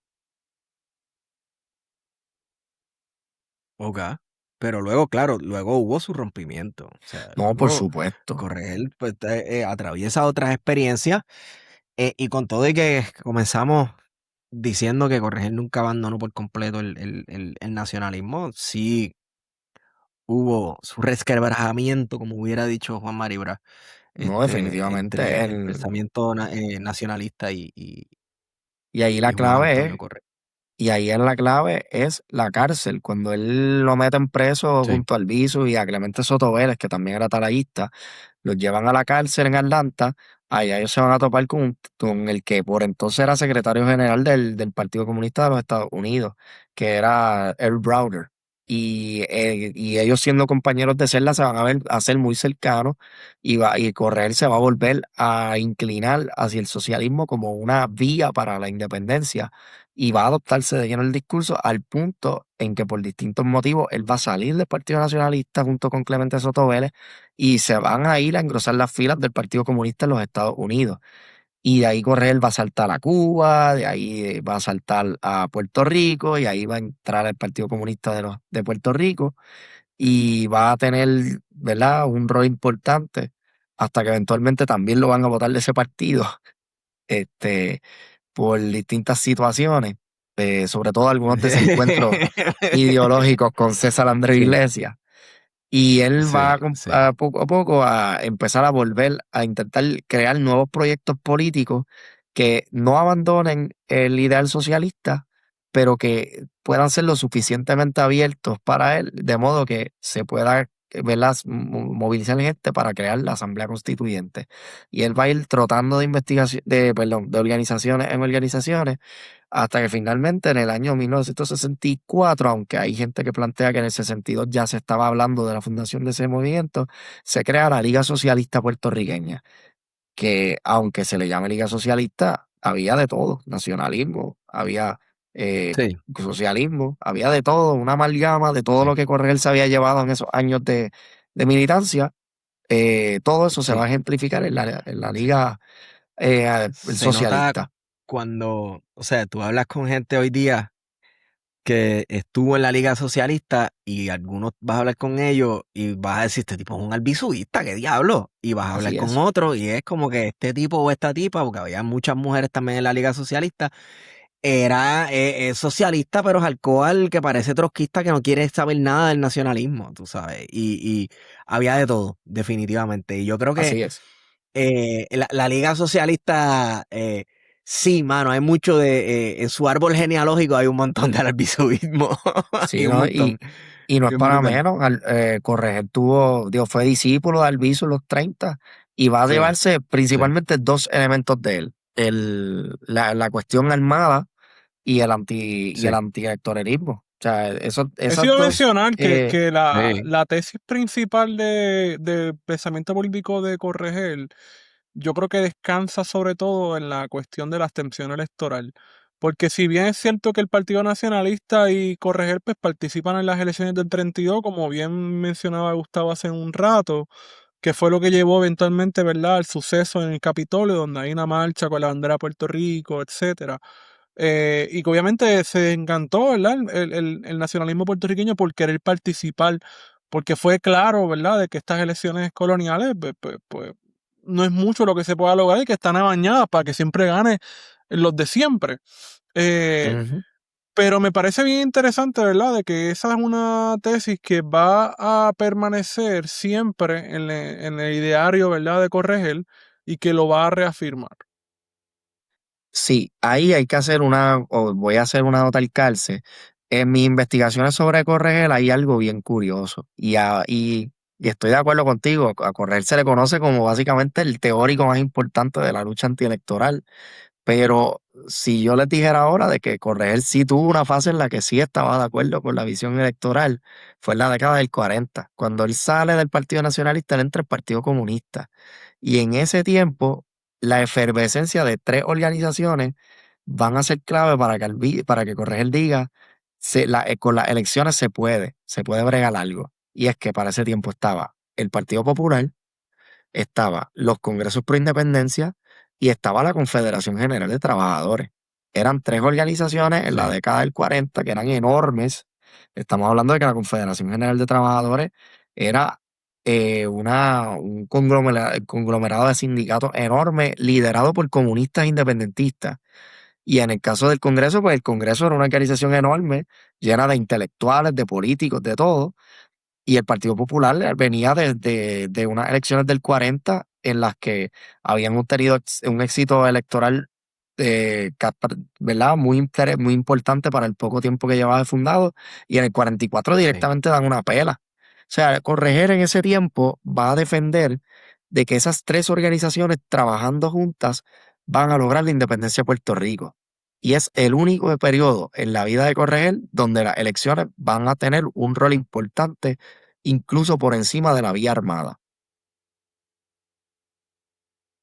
Curioso, Pero porque obviamente eso tiene que ver mucho con el contexto de la época, tú sabes, la década de los 40 mucha Correcto. gente pues vio esperanzas, por así decirlo, no sé si es la palabra, pero en el movimiento que estaba organizándose en torno a la figura de Muñoz Marín, sobre todo porque es una época de reforma, reformas que coinciden con la Segunda Guerra Mundial. De nuevo, la economía en este momento es una economía militar, donde las posibilidades de progreso eran algo tangible, ¿verdad? Se comienza a repartir tierra, se comienzan a construir carreteras, se comienzan a construir hospitales, ¿verdad? Y hay unas mejoras sustanciales para la clase trabajadora también. El asunto del salario cobra importancia.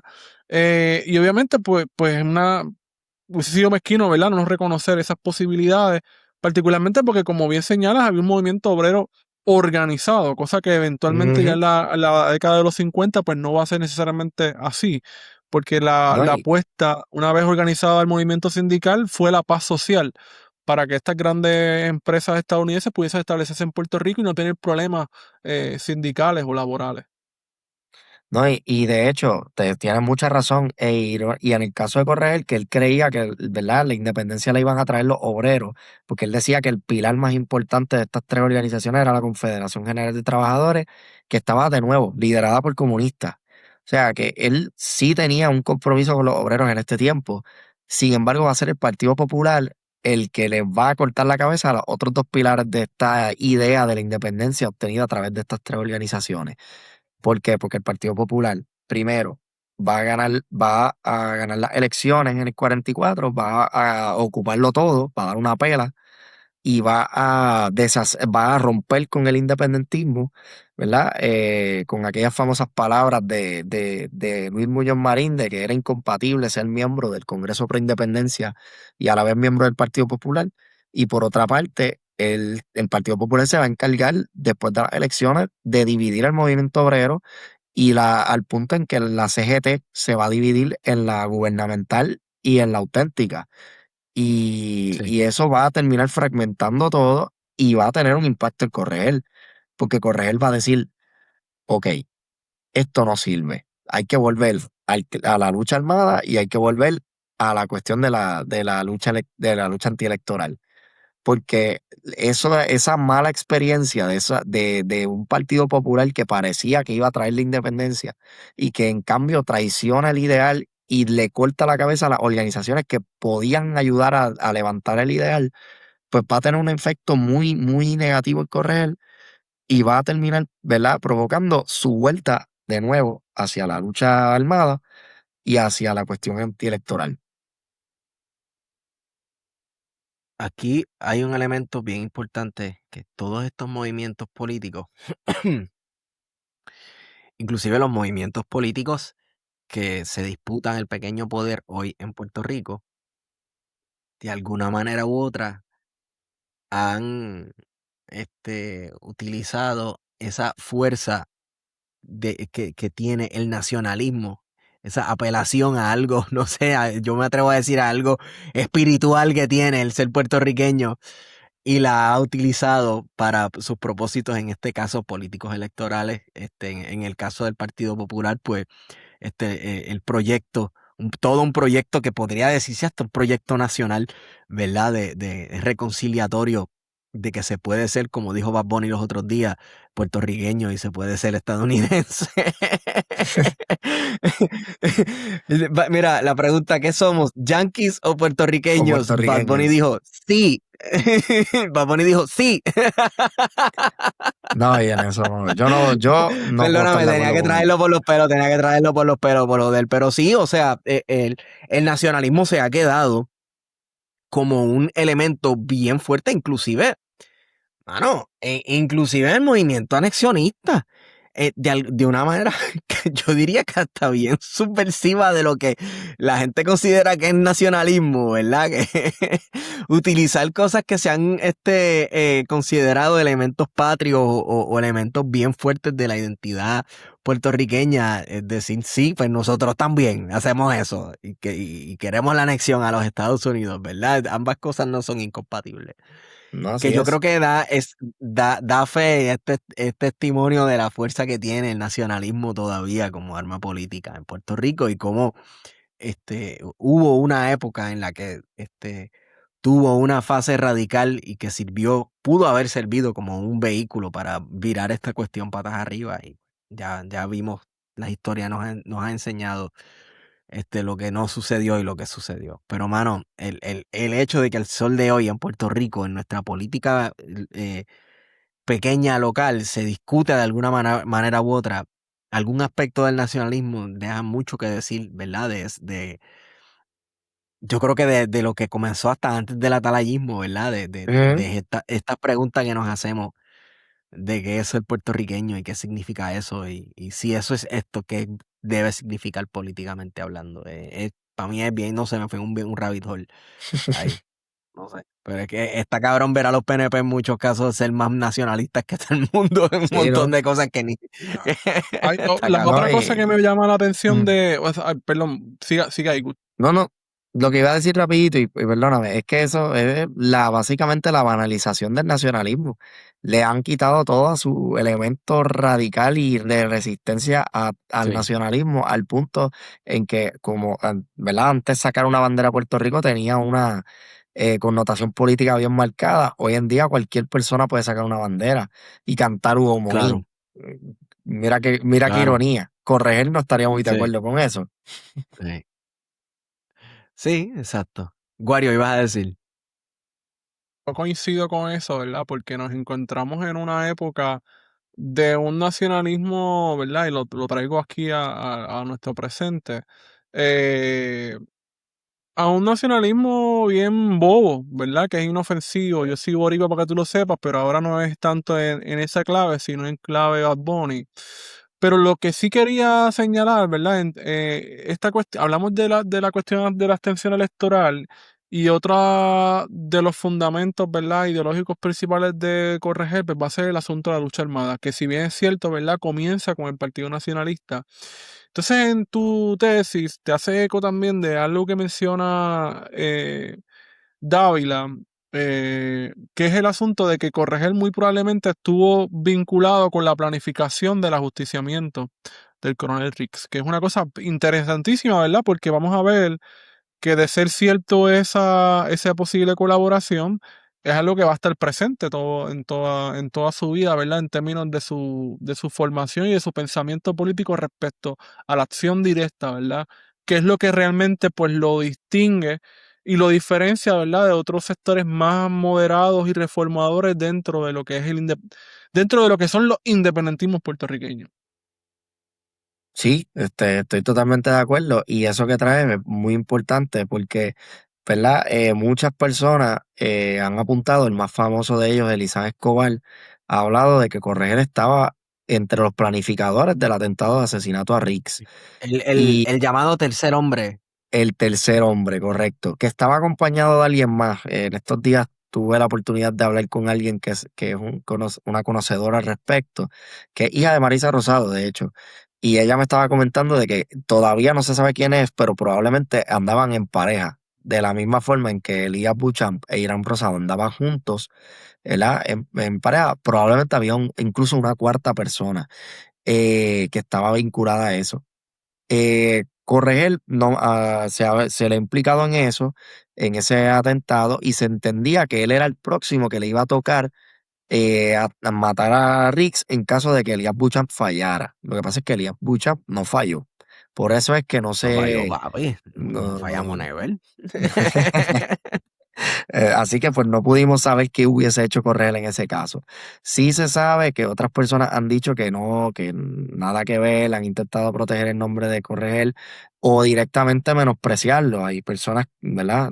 Me voy a reservar los comentarios que han dicho de unos nombres, pero hay personas que han dicho públicamente que Correa fue un cobarde, que le tocaba hacer eso y se acobardó y no salió. Eh, pero yo pienso que esos argumentos están infundados porque Juan Antonio ya había tenido experiencia militar o de recolección para fines bélicos cuando estuvo en Nueva York y en el Partido Nacionalista, él va a inculcarse a sí mismo esa disciplina militar del Partido Nacionalista, esta cuestión bélica, y lo vamos a ver también más adelante, después del ajusticiamiento de Riggs, lo vamos a ver también en el 59 con la Revolución Cubana, lo vamos a ver en todo este tiempo de la lucha del clandestinaje, cuando se funda la Liga y todos estos movimientos clandestinos en los que él, ¿verdad?, movía fichas, porque él era intermediario entre todas Sí, estas organizaciones. sí, sí. Hay una anécdota en la que eh, Juan Antonio Correger visita a la viuda de Ángel Rodríguez Cristóbal luego del sepelio. Y está en la casa y él le da un abrazo y le dice, no te preocupes, esto no se va a quedar así. Y en efecto no se quedó así, ¿verdad? Él era una persona que creía en la lucha armada y tú sabes, era un tipo décadas de experiencia, décadas de experiencia. No, así es. Que yo no creo. Además, o sea, como que cómo decirle cobarde a raíz de que no funcionó, o de que él no salió, si funcionó, o sea, le pegaron el tiro y no tuvo que salir, él era como que el plan B. Así es. Básicamente, que de hecho es parte de lo que presenta Rafael Acevedo, que en el libro Muere Riggs, tú ves como paralelo a la acción, ¿verdad? Elías Bocham posicionándose, Irán Rosado y qué sé yo qué. Este, hay una escena paralela que tú dirías, pero ¿y qué tiene que ver esto con la trama de Juan Antonio Corregel en una barra, tranquilo, como que en un lugar jangueando, esperando algo, esperando a que suceda algo? A los que no han visto ese episodio de Plan de Contingencia, deberían verlo con Rafael Acevedo. Muy bueno. Hablamos sobre Muere Riggs y hicimos la ruta, ¿verdad? De cómo sucedieron las cosas y que si por este callejón corrió fulano y por acá se fue Mengano. Está bien chévere. Y yo allí compré la novela en libro787.com Muere Riggs para que goce, que está buenísima. Entonces, vamos para ir cerrando. El atalayismo, ¿se puede decir que esto murió en algún momento? ¿Cuándo fue el fin del atalayismo? ¿Cuándo fue que estas vanguardias entonces fueron, eh, eh, estas fuerzas creativas se transformaron en otra cosa o se dedicaron a otra cosa? ¿Se puede medir eso? Bueno, aunque hay poquita documentación al respecto, lo que se entiende es que eventualmente las diferencias que eran palpables entre el Partido Nacionalista de Albizu y el atalayismo se van a hacer tan y tan notorias que muchos de los miembros del atalayismo van a tomar distancia, van a tomar una distancia prudente, van a seguir mostrando apoyo, pero desde el compromiso literario y se van a desvincular de la militancia política y solamente algunos de ellos se van a mantener firmes en ese compromiso, ¿verdad?, militante. Los más famosos, Corregel, Graciani Miranda Archilla y Clemente Soto Vélez. Corregel y Clemente, por ejemplo, van a terminar hasta presos en Atlanta con Albizu y más adelante, ¿verdad? Si bien no van a, no se sabe qué pasó con el atalayismo como tal, se entiende que ya con la salida desde antes de ellos haber terminado en la cárcel, ya ese movimiento había quedado desmantelado, ¿verdad? Y perdido por falta de sus mayores exponentes, ¿verdad? Que se habían desvinculado, Sí. algunos terminaron en otros movimientos de vanguardia, otros terminaron haciendo otras cosas, y en el caso de los más militantes terminaron presos. Eh, Incluso hay una carta de Clemente Soto Vélez, un periódico, una noticia en la que sale que Clemente Soto Vélez, poco antes de él haber caído preso, él va a renunciar al movimiento Atalaya en torno a una discusión sobre una carta que se envió a nombre de la organización a Aniceto Alcalá Zamora, que era el presidente de gobierno en España de la República, y parece que el contenido de esa carta a Clemente no le gustó y renunció. Yo no sé, no encontré respuesta más adelante de si él eh, simplemente si esto fue una renuncio al grupo completo o si fue una renuncia de estoy enchismado y vuelvo después, que eso puede pasar. Pero Suele eso suceder en no, la política. sí, sí, sí.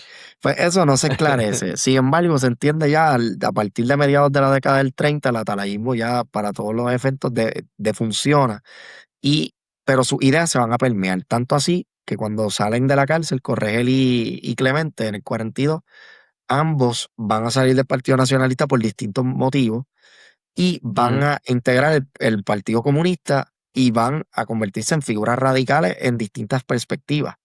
Otro ejemplo también es el caso de Alfredo Margenat.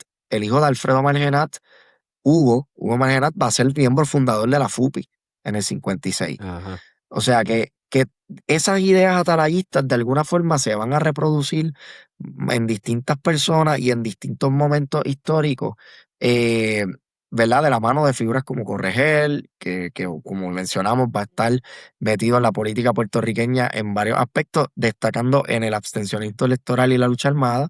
Personajes como Clemente Soto Vélez que van a estar en el socialismo, ¿verdad? Específicamente en Nueva York. Y de hecho va a ser, miren qué cosa radical, poesía en inglés, poesía puertorriqueña en inglés. Que hay todavía gente que debate si eso es posible o no. Y en el caso de Alfredo Margenat, su hijo, Hugo Margenat, ¿verdad? Miembro fundador de la FUPI, que va a ser una organización importantísima entre los 60 y los Sí. 70, y que va a estar viva Sí. hasta los 2000. Así que muy importante Ajá. su labor. Sí. Diatre, pero, o sea, como que el árbol genealógico de todas estas organizaciones, todos pasan por el atalayismo, todos pasan por esos movimientos de vanguardia. Ujú. Está súper brutal, loco. Sí, Qué sí. cool. Vuelvo, repito, mágico, como todas estas camadas, todas estas figuras ilustres de este tiempo, que van a terminar siendo los futuros, estaban en las vanguardias y van a terminar siendo los futuros líderes políticos de todo el país en distintos Sí, renglones, sí, estadistas, independentistas sobre todo, sí. y populares. Sí, las O sea, populares, porque muy, si por ahí estaba Samuel R. Quiñones es el papá de los pollitos del partido, uno de los papás de los así es. pollitos del Partido Popular. Así que, Sí, y es curioso cómo eso ha cambiado con respecto al presente, porque hoy en día en el presente estos grupos literarios básicamente desaparecieron de toda su connotación política sí, y han pasado a ser algo más de nicho, alejado de las posturas políticas. Ahora los núcleos políticos sí, son abogados, etcétera, muy diferente sí, a principios de lo que era a los principios del siglo XX. Fíjate, sí. aún así me parece interesante, ¿no? Esto es una reflexión, no tiene nada que ver con el atalayismo, que sí, siguen habiendo espacios de poesía. A mí me sorprende mucho y no es que quiero ser cabo rojo centrista, pero en el último sábado del mes se hace en Cabo Rojo una noche de poesía, ¿verdad? Y básicamente consiste en la plaza pública, de hecho lleva el nombre de Ramón Emeterio Betance, no es para menos, pues se dan cita la gente que usualmente visitan el kiosco de dulces típico y declaran poesía, poesía de ellos, ¿verdad? O simplemente buscan poemarios y leen cosas. Y es algo que yo he visto mucho en Cabo Rojo porque fui allí a declamar un poema y me hicieron invitaciones como para 3 eventos que hay que corren mensualmente en diferentes negocios y es todo un punto de encuentro. Entonces, recuerdo también que cuando yo estaba haciendo maestría, el chiste que había con los poetas de la Yupi, eh, que ya no es algo tan real, ¿verdad? Porque ¿quién estudia en la Yupi? ¿Sabes? Tenemos que hablar también de la cuestión demográfica de la universidad, de cómo todas las Correcto. políticas neoliberales han destruido ese espacio. Pero a lo que quiero llegar es que son espacios que dentro de todo este individualismo, pues construyen comunidad. Y son espacios bien necesarios. Y entonces a lo otro que quiero plantear es que la poesía en este tiempo de los años 20 le llegaba a la gente. La gente leía poesía y declamaba poesía y escribía poesía. Independientemente de su grado de alfabetización que tuvieran, ¿verdad? Era algo que era accesible. Y hoy día, pues lamentablemente no creo que sea algo tan accesible, aunque sí nos llega, ¿verdad? A través de la música, porque la música, ¿verdad? No deja de ser eso. Pero no es Correcto. algo tan popular como lo fue quizás hace 30, 40 años. Pero todavía quedan espacios donde la gente va Sí. simplemente a confraternizar, leer poesía, ¿verdad? Etcétera. Sí, Definitivo. en Manatí está, mira para allá, el Manatí está el centro José S. Alegría, donde también o sea, no existen coincidencias, José S. Alegría, la gente también va allí a Y hacer noches de creo, poesía y este y tipo creo de que cosas. en el viejo San Juan hay un lugar también, que el dueño es francés, creo que también hacen noches Es de tertulia y de poesía. estaba en Viejo San Juan estaba el Poets Passage, que no sé pero se convirtió aquello ahí en un lugar de jangueo de gente at 60. No sé si ya pasó a mejor vida, sí, sí, y de Crypto Bros y eso. Ujú. Y, pero la cuestión de la canalización de unas ideas políticas radicales y que sean poetas o músicos, vamos, empujando a la acción política. Pónganse con algo. A pensar en eso ahora es para mí. Hay gente que verá héroes y radicales en todos lados. Para mí, como que quizás cuando último pasó bien hardcore fue en la década de los 70 con la nueva canción, 60 y 70 con la nueva canción en Puerto Rico, que básicamente hicieron el soundtrack de todo un proyecto político.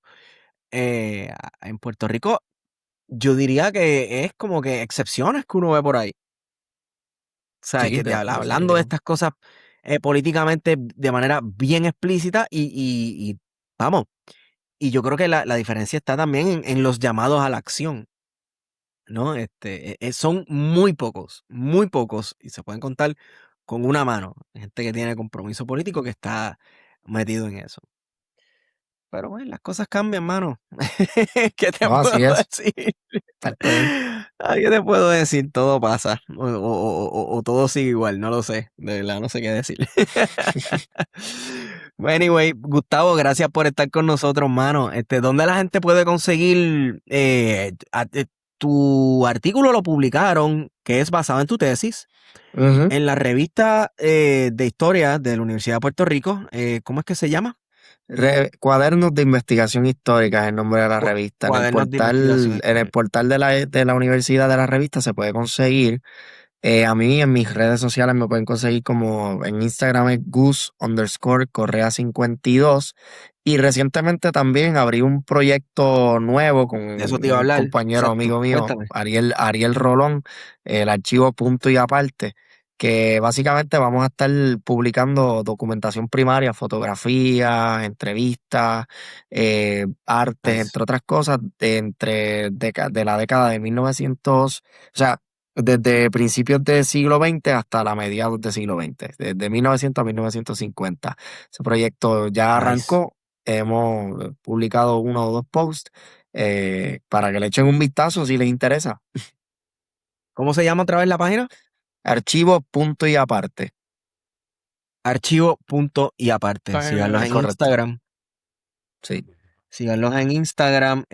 Mano, para mí todo proyecto que se dedique a sacar de los archivos y los lugares aislados, inaccesibles para muchos, que se dedique a sacar ese conocimiento de ahí, regarlo y esparcirlo, yo lo apoyo, a mí me encanta. Así que, No, no, por supuesto. yeah, Y a través, y perdona que te interrumpa, Esteban, a través del artículo pretendí hacer eso y pienso darle continuidad también próximamente. Espero que antes que termine el año yo pueda publicar un libro, uno sí, de dos libros que estaría publicando sobre Juan Antonio Correger, nice. concentrado en el pensamiento político. No tanto como Sí. figura poética, sino como figura política que espero que ese proyecto se cumpla y lo voy vaticinando desde aquí.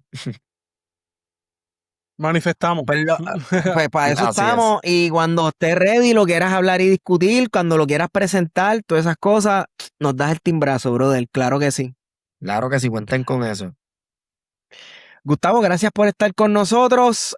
Wario, ¿dónde te conseguimos? Me consiguen en Twitter e Instagram como Wario Candanga. Ahí me consiguen como Estigón por Twitter. Antes de irnos, nuestro auspiciador. Esta nota al calce es traída por ustedes por jaboneradongato.com, donde consiguen los mejores jabones hechos por manos puertorriqueñas en el universo. Wario, tengo tus jabones.